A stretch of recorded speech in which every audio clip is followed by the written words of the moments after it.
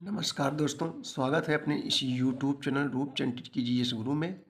बच्चों, आज की इस वीडियो में हम जो है कक्षा 12 के विद्यार्थियों के लिए ज्योग्राफी यानी भूगोल के इम्पोर्टेंट अतलगोत्री प्रश्न लेकर आए हैं, जो एग्जाम दिस वेरी इंपॉर्टेंस रहेगा। देखिए, क्योंकि देखो बच्चों, पहला क्वेश्चन हम लोग देखेंगे। अब बच्चों, यहाँ एनसीईआरटी रहेगा और सभी बोर्ड के विद्यार्थियों के लिए मोस्ट इंपॉर्टेंस है, जहाँ भी एनसीईआरटी चलती है। देखो, मानव भूगोल को परिभाषित कीजिए। मानव आप समझ रहे हो। देखो बच्चों, कई वर्षों परीक्षाओं में पूछा जा रहा है, तो इम्पोर्टेंस है। तो इसका उत्तर देखेंगे। देखो, मानव भूगोल बच्चों मानव समाजों और धरातल के बीच संबंधों का संश्लेषित अध्ययन करता है। रेड जिले ये जो है का कथन है।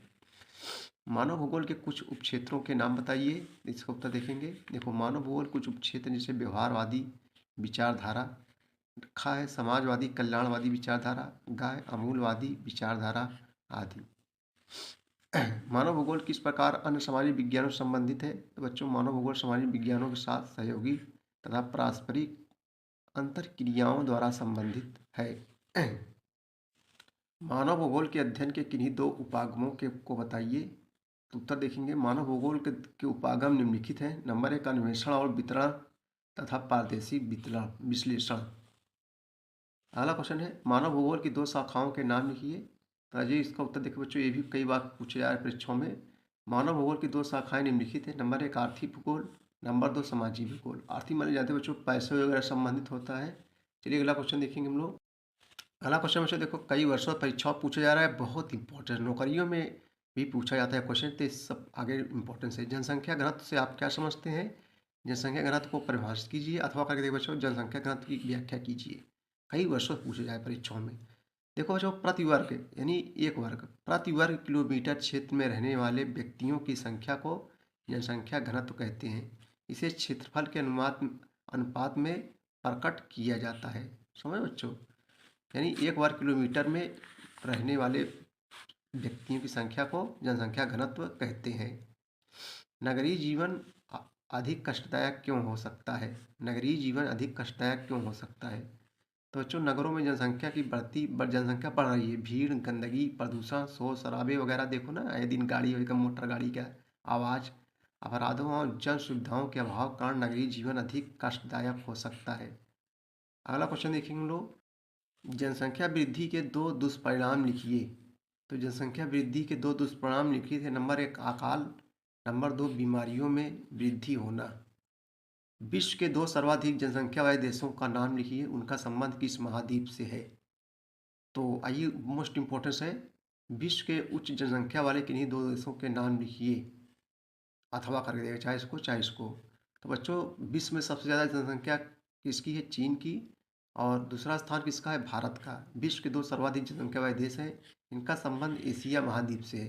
यानी एशिया महाद्वीप के देश चीन भी है और भारत भी है। समझ रहे बच्चों। और क्षेत्रफल की दृष्टि से सबसे बड़ा देश कौन सा है?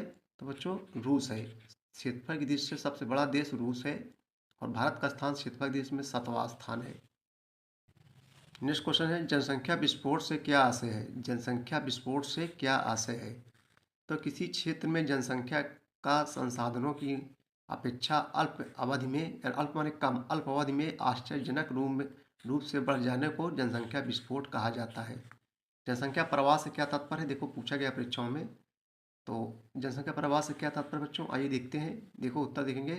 जनसंख्या का प्रवास एक प्रकार की भौगोलिक गतिशीलता या स्थानिक गतिशीलता है, जो एक भौगोलिक इकाई से दूसरी भौगोलिक इकाई में होता है। आपने समान निवास स्थान से किसी दूसरे स्थान पर जाकर रहना प्रवास कहा जाता है। जैसे आप यहाँ इंडिया में चले जाके अमेरिका में रहने लगे, तो वही है बच्चों प्रवास, मतलब प्रवास कहा जाता है, एक जगह से दूसरे जगह जाना। लिंगानुपात को परिभाषित कीजिए। मोस्ट इंपॉर्टेंट है। सेक्स रेशियो नौकरी परीक्षाओं में पूछा जाता है बच्चों। तो सेक्स रेशियो यानी लिंगानुपात की परिभाषित कीजिए। तो सरला है। देखो, लिंगानुपात तात्पर्य से किसी क्षेत्र विशेष में पुरुष एवं स्त्री की संख्या के अनुपात को कहते हैं। प्रायः किसी भौगोलिक क्षेत्र में प्रति हजार पुरुषों की तुलना में स्त्रियों की संख्या को उसकी इकाई माना जाता है। यानी बच्चों, 1000 पुरुषों के एवरेज में कितनी महिलाएं हैं? जैसे 2011 की जनगणना देखा जाए, तो 1000 पुरुषों के एवरेज में 100 यानी 943 महिलाएं हैं, यानी महिलाओं की संख्या कम है। तो लिंगानुपात मतलब 1000 पुरुष के एवरेज में 1000 पुरुष ले लेंगे तो उसके लिए कितनी महिलाएं हैं, इसी को कहते हैं लिंगानुपात।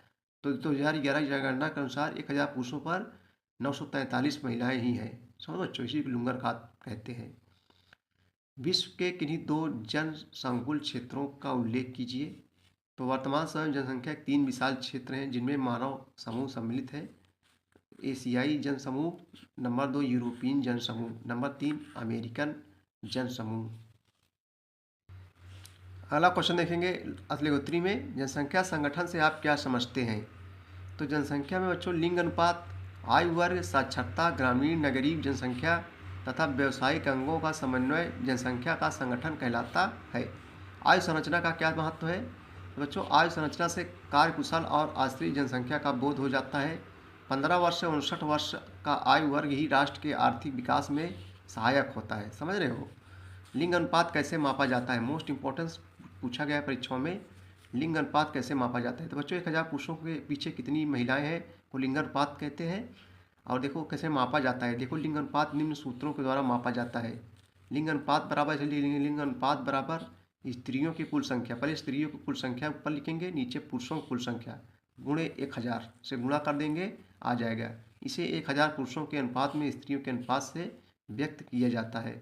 समझ रहे बच्चों। अगला क्वेश्चन देखेंगे हम लोग कि विश्व के उच्चतम और न्यूनतम लिंगानुपात वाले देशों के नाम लिखिए। यानी जो है बच्चों, जहाँ न्यूनतम लिंगानुपात यानी न्यूनतम लिंगानुपात उसे कहते हैं जहाँ स्त्रियों की संख्या पुरुषों की अपेक्षा कम होती है, और उच्चतम लिंगानुपात किसे कहते हैं, जहाँ जो है पुरुषों की अपेक्षा महिलाओं की संख्या ज़्यादा होती है। तो विश्व का उच्चतम लिंगानुपात वाला देश कौन सा है, लैटविया है। समझ रहे हो। और विश्व का न्यूनतम लिंगानुपात देश कहाँ है, संयुक्त अरब अमीरात है। विश्व में प्रतिकूल लिंगानुपात के लिए उत्तरदायी 2 कारण लिखिए। विश्व में प्रतिकूल लिंगानुपात के लिए उत्तरदायी 2 कारण लिखिए। नंबर 1 बच्चों, विकसित देशों में पुरुषों द्वारा प्रवास अधिक करना। नंबर 2, विकासशील देशों में बालिकाओं को जो है कम महत्व देना।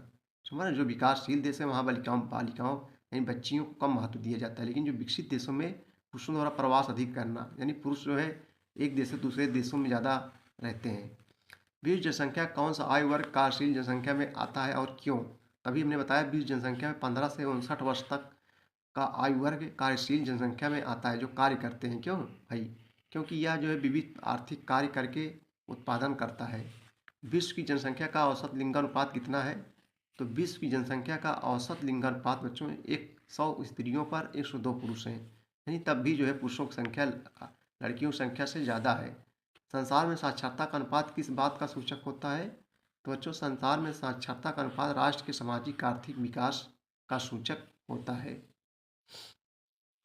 मानव विकास सूचकांक से आप क्या समझते हैं, कई वर्षों में परीक्षाओं में पूछा जा रहा है, तो इम्पोर्टेंस है बच्चों। मानव विकास का मापन सूचकांक द्वारा किया जाता है। मानव विकास का मापन जो है सूचकांक द्वारा किया जाता है। और मानव विकास सूचकांक में स्वास्थ्य आता है बच्चों, शिक्षा और संसाधनों की पहुंच के आधार पर देशों का क्रम तैयार करता है।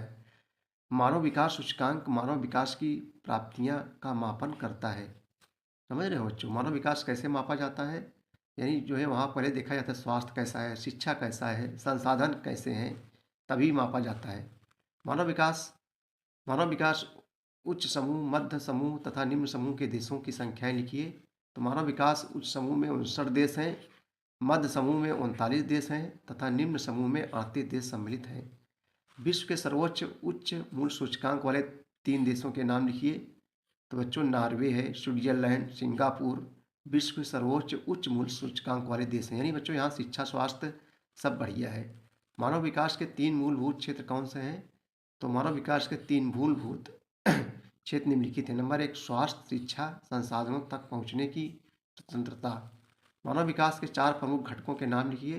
तो मानव विकास के 4 प्रमुख घटक हैं बच्चों, समता यानी सतत पोषणीयता, उत्पादकता, सशक्तिकरण यानी जो है महिलाओं को जोर देना, समता माने समान भाईचारा, सतत माने सबका पोषण करना,